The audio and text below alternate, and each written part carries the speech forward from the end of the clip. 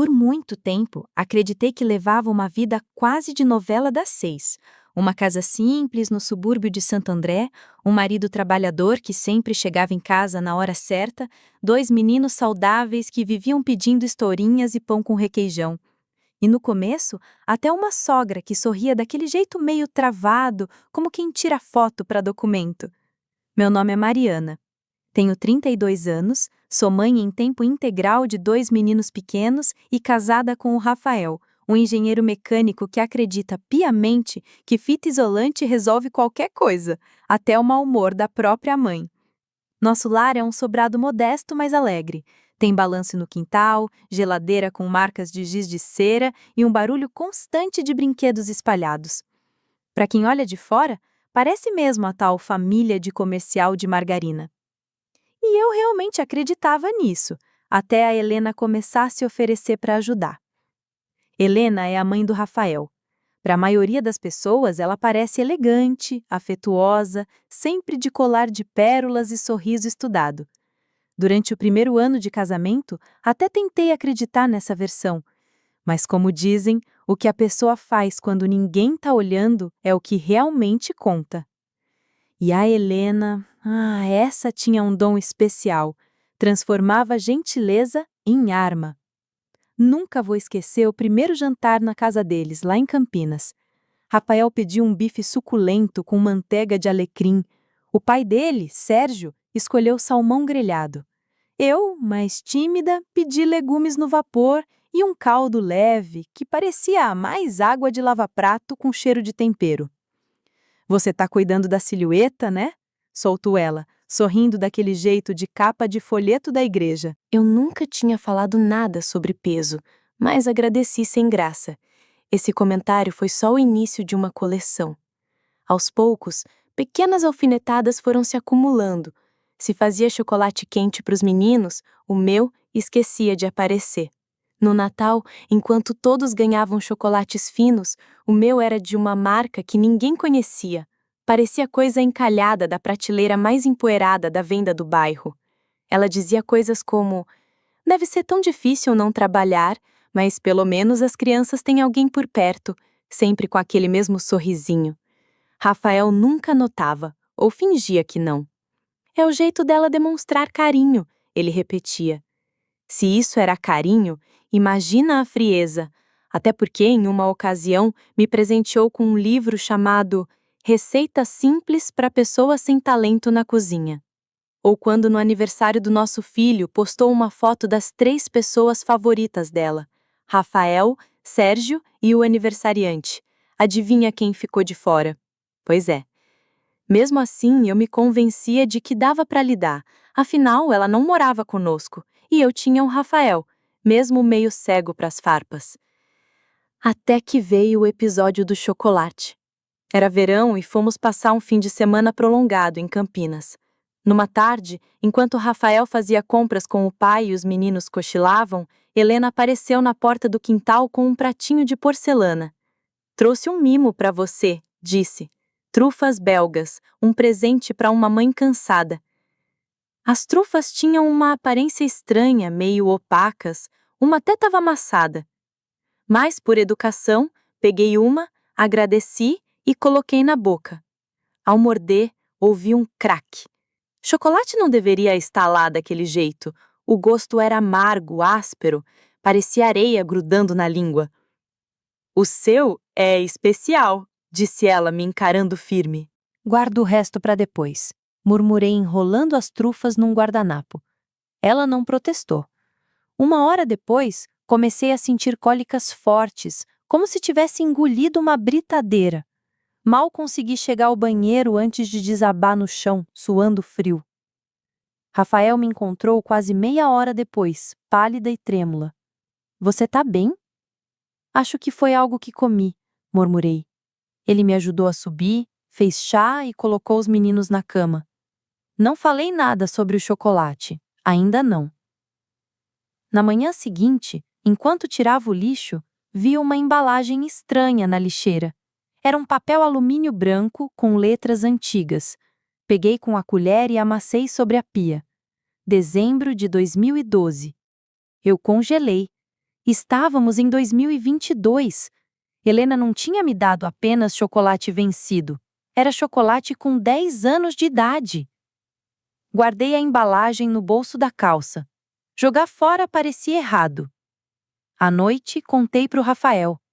Ele olhou para o papel e disse: "Ela provavelmente não percebeu, não dá para checar a data de validade de tudo." Respirei fundo e respondi devagar: "Rafa, não estava só vencido, estava jurássico." Estalou. Ela estava limpando a despensa. Talvez tenha misturado sem querer. Mas segundo ela, aquilo era só para mim. O Rafael pareceu desconfortável. "Você tá dizendo que ela fez de propósito?" perguntou. Eu o encarei. "E você acha mesmo que ela não fez?" Ele suspirou, cansado. "Olha, mesmo que tenha feito, o que você vai fazer? Acusá-la? Ela vai jurar que foi engano e aí teremos novela mexicana por meses." Engoli a raiva. "Ela faz essas coisinhas há anos, Rafa. Isso não foi acidente." Ele esfregou os olhos. "Mari, eu te amo, mas você está transformando em tempestade algo que talvez não seja nem garoa." Não respondi. Na manhã seguinte, liguei para o meu irmão, o Bruno. Ele é 2 anos mais novo que eu, mora em Curitiba e trabalha no varejo de informática. Conversamos um tempão, mas até então eu não tinha contado nada sobre o episódio do chocolate. Dessa vez, soltei tudo. Houve um silêncio pesado quando terminei. "Então você precisa instalar câmeras." "O quê?" "Câmeras escondidas. Baratinhas, fáceis de usar. Você vai voltar para a casa dela em algum momento, certo?" Expliquei que a Helena tinha nos convidado para um feriado prolongado em Ilhabela, dali a 2 semanas. Ia alugar um chalé. "Perfeito", ele disse. "Bruno, isso não é linha direta." "Talvez não seja, mas se ela tá mesmo aprontando, você precisa de provas. Principalmente se o Rafa continuar pagando de advogado dela." Ele estava certo. E eu odiava que estivesse certo. 3 dias depois, uma caixinha chegou em casa. Dentro, 5 câmeras do tamanho de um botão, um roteador portátil e um bilhete rabiscado à mão pelo Bruno. "Não espere outro chocolate. Registre tudo." Fiquei olhando para o kit na minha mão, pensando que aquilo era coisa de filme da Netflix, mas coloquei tudo na mala de viagem, só por precaução. Naquela noite, o Rafael chegou. "Mamãe disse que a casa em Ilhabela tem 2 quartos de hóspedes e vista para o deck. Até contratou um chefe particular para o sábado." "Claro que contratou", murmurei, meio rindo. "O que foi?" ele perguntou. "Nada." Mas na minha cabeça eu já não estava levando biquíni, estava levando provas. Ilhabela, em abril, é úmida e charmosa, com aquela neblina que deixa a mata parecendo saída de comercial de perfume caro. O chalé que a Helena tinha alugado ficava enfiado na beira da mata, com um caminho de cascalho, 2 varandas e cozinha integrada. Ela nos recebeu na varanda usando um colete acolchoado e blusa branca de gola alta, bem no estilo "eu sou chique, mas simples." O marido dela, o Sérgio, apareceu atrás com um aceno sem sal e uma garrafa térmica na mão. "Que bom ver vocês", disse ela, abraçando os meninos e depois tocando meu ombro. "Mariana, você está ótima." Dei aquele sorriso falso que a gente só dá por educação. "Obrigada, você também." O Rafa ajudou a levar as malas, enquanto as crianças corriam pelo quarto. Helena fez questão de mostrar a casa, embora não tivesse nem 120 metros quadrados. "Você e o Rafa ficam aqui", disse ela, apontando para um quartinho com beliches. "Os meninos dividem. Eu e o Sérgio ficamos no quarto principal. A cozinha é compartilhada." Uma mesa grande de madeira dominava o espaço central. "Tudo em comum", disse Helena, sorrindo, "como uma família de verdade." A primeira noite foi tranquila. O jantar, simples. Frango assado, salada e pão. Helena serviu o prato de todo mundo, menos o meu, que veio por último e parecia feito com má vontade. Nada de pele de frango, nem batata assada. Só um montinho deprimente de couve cozida no vapor. Respirei fundo, mas fiquei quieta. Mais tarde, com todos dormindo, abri minha mala em silêncio e tirei a bolsinha com os equipamentos do Bruno. 5 câmeras, 3 carregadores, um roteador de bolso e as instruções que eu já tinha decorado. Esperei até a casa ficar mergulhada no sono. Então comecei a missão digna de Missão Impossível versão dona de casa. Câmera 1. No canto do armário da cozinha, de frente para o balcão. Câmera 2, escondida em cima da geladeira com visão da pia. Câmera 3, disfarçada de cabide no corredor, apontando para o quarto da Helena. Câmera 4, dentro de um vaso em cima da mesa de jantar. Câmera 5, no nosso quarto, só por garantia. Tudo sincronizado na nuvem e no meu notebook, trancado no armário. Às 2 da manhã, a casa dormia outra vez. No dia seguinte, entrei na cozinha e já encontrei a Helena cantarolando, como se fosse propaganda de margarina. "Bom dia", disse ela, animada. "Deixei você dormir até mais tarde." O Rafa estava lá fora com os meninos, caçando insetos no quintal. Helena me serviu chá antes mesmo de eu pedir. "Pensei que a gente podia almoçar juntas, só nós duas." "Que delicadeza sua", respondi, fingindo dar um gole. Ela abriu uma caixa elegante, revelando um arranjo colorido de bentô. "Comprei numa delicatessen caríssima na cidade, ingredientes importados exclusivos, você merece algo especial." Ela colocou na geladeira com uma etiqueta bem clara: Mariana. Eu sabia que era melhor nem perguntar se mais alguém receberia uma. Naquela tarde, enquanto os meninos tiravam um cochilo e Rafael saía para caminhar com o pai, voltei para o quarto e abri meu notebook. Rolei as gravações da cozinha até achar o momento certo. 10 horas e 46 minutos. Helena estava sozinha, de luvas. Ela tirou um potinho de plástico da bolsa. Dentro, algo escuro e se mexendo. 10-1. Uma barata viva. Meu estômago virou do avesso ao vê-la segurar o inseto com uma pinça e colocá-lo delicadamente sobre o arroz do bentô, como quem encaixa uma joia numa caixinha de veludo. Ela ainda polvilhou gergelim por cima, alisou com calma e sorriu satisfeita. Pausei o vídeo, fechei o notebook e sentei no chão. Eu já suspeitava que ela fosse tentar algo de novo. Estava preparada para comida estragada, alguma armadilha de alergia ou até um cabelo perdido no prato. Mas isso foi pensado, calculado, cruel. Ela queria que eu comesse, queria que eu passasse vergonha. Naquela noite, no jantar, Helena anunciou sua surpresa, com direito à pose de novela mexicana.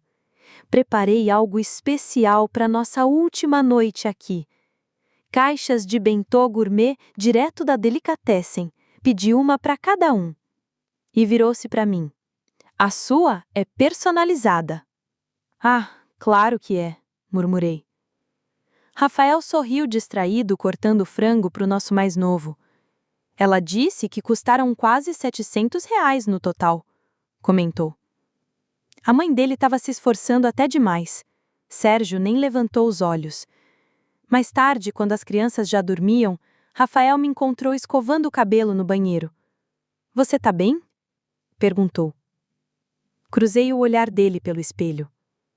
"Agora você acredita em mim." Ele franziu a testa, confuso. "Sobre o quê?" Abri o armário de remédios, peguei o pendrive com a gravação e estendi para ele. "Veja, antes do jantar de amanhã." Mas ele não viu. Disse que estava cansado, que eu estava exagerando de novo, que a mãe dele andava se dedicando muito ultimamente. Respirei fundo. Então, esperei. No dia seguinte, pouco antes do jantar, Helena entrou na sala com as caixas. Uma por uma, colocou na mesa. Todas amarradas com barbante dourado e etiquetas em letra cursiva perfeita. Rafael, Sérgio, os meninos, Mariana. Entregou a minha nas mãos. "Pedi que fizessem a sua bem delicada. Você sempre foi sensível." Peguei, mas não abri. Vai, experimenta, quero ver a sua cara, disse ela. Sorri. Eu também. Levantei, fui até a lixeira, abri a tampa e joguei a caixa lá dentro. Helena congelou.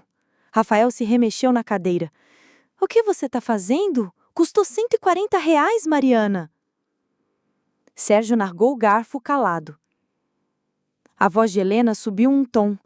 Isso foi feito especialmente para você. Saí da sala e voltei com o notebook. Deixa eu mostrar o que foi feito especialmente para mim. Coloquei-o sobre a mesa, bem ao lado da xícara de chá delicada da Helena, toda florida. Meus dedos não tremiam mais. Rafael franziu a testa. Mari, o que está acontecendo? Você já vai ver. Apertei o play. A tela piscou com a imagem granulada da cozinha. A câmera mostrava Helena fechando a porta, calçando luvas de látex e tirando da bolsa um potinho preto. Ela abriu com um estalo e, com uma pinça prateada, retirou a barata viva que se mexia desesperada. Suspiros ecoaram pela mesa. Meu filho mais velho cobriu o rosto com as mãos. Meu Deus! Murmurou Rafael. E então veio a parte que me fez ferver o sangue. Helena sorrindo enquanto ajeitava um inseto sobre o arroz, polvilhando gergelim como se estivesse confeitando um bolo de festa. Congelei a cena. A sala ficou em silêncio, como se todo mundo tivesse prendido a respiração. Helena foi a primeira a reagir. Isso é absurdo! Esse vídeo pode ser qualquer coisa! Foi editado! Inclinei a cabeça. Editado? De 3 câmeras diferentes? Troquei para a segunda câmera, posicionada em cima da geladeira, que mostrava o rosto dela em close perfeito. Pinça, barata, a caixa com o meu nome. Rafael empurrou a cadeira tão rápido que ela rangeu.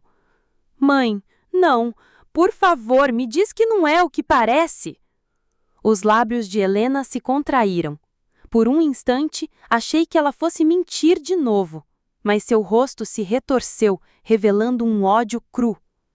Ela nunca pertenceu a esta casa, nunca.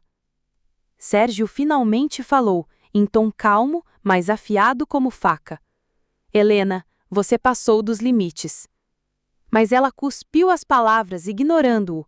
Desde o momento em que você trouxe essa mulher, ela me roubou de você. Te fez esquecer quem sacrificou tudo para te criar.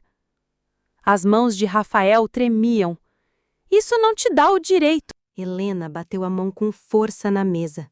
A xícara de chá quase pulou do pires. Eu te dei a vida, ela esbravejou. E agora você aparece aqui com esse sorrisinho convencido, diploma universitário debaixo do braço, apontando o dedo para mim como se fosse melhor do que eu. Tudo que eu queria naquele instante era que ela fosse embora. Só isso. Os meninos choramingavam, grudados no braço do Rafael. Meu coração se apertava ao vê-los tremendo, mas respirei fundo e me mantive firme. Sérgio levantou-se da cadeira. O rosto dele, normalmente sereno, agora parecia uma tempestade. Você tentou envenenar a mãe dos meus netos, disse, cada palavra saindo como uma sentença. Você colocou as crianças em risco. Podiam ter comido daquela caixa. Você manchou essa família de um jeito irreparável. Helena piscou como se tivesse levado um tapa. Sérgio, basta! A voz dela saiu pesada, quase um martelo batendo.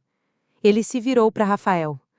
Leve a Mariana e os meninos. Voltem para Santo André ainda hoje à noite. Eu cuido dela. Rafael não respondeu, apenas assentiu e começou a reunir os garotos no colo. Helena gritou, estridente, desesperada. Não ouse virar as costas para mim, Rafael! Eu sou sua mãe! Mas ele não se virou, nem uma vez. Fizemos as malas em silêncio. Já era meia-noite quando pegamos a balsa de volta ao continente. Os meninos dormiam no banco de trás e Rafael dirigia com tanta força que os nós dos dedos estavam brancos no volante. Finalmente, ele murmurou: "Me perdoa." Olhei para a água escura do mar. Você deveria mesmo estar arrependido. Eu não queria enxergar. Ficava repetindo para mim mesmo que ela só tinha boas intenções. Mas não tem, Rafael. Ela quer nos fazer mal. Ele engoliu em seco. Nunca mais vou deixar ela chegar perto de você ou das crianças. Eu juro. E pela primeira vez em anos, eu acreditei nele. Na manhã seguinte, entrei na delegacia da Vila Mariana com um pendrive na mão. O policial que estava de plantão parou o vídeo na metade. Senhora, isso aqui se enquadra como ameaça criminal.